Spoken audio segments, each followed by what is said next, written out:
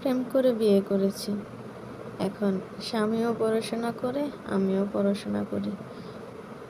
কিন্তু একটা দুঃখের বিষয় জানেন কি, আসলে আমার পরিবারের কেউই চায়নি আমাকে বিয়ে দিতে।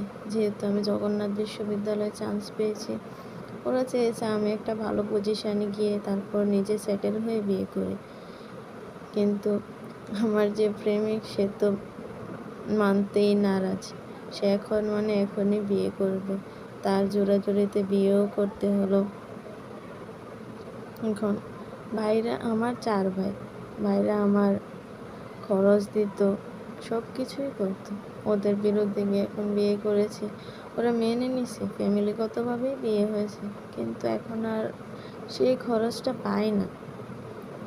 জন্য দুজনেই উঠে পড়ে লেগেছি কিভাবে নিজেদের সেটেল করা যায়।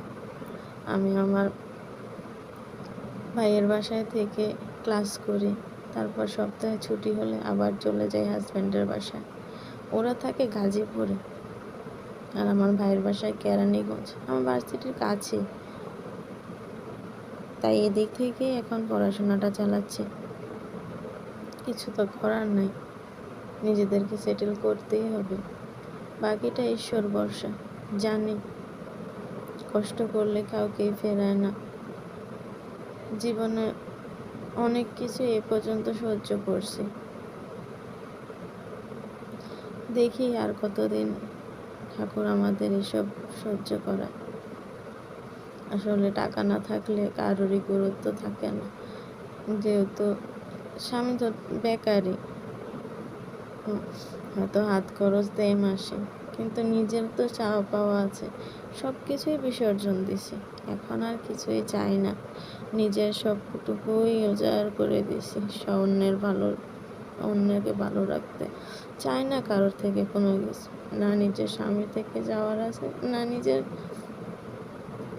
বাপের বাড়ির লোকজনদের কাছ থেকে যাওয়ার আছে। এখন শুধুমাত্র নিজের বাবা ছাড়া কারোর কাছে হাত পাতি না, তাও খুবই প্রয়োজন, তাও আমার নিজের বিলাসিতায় না।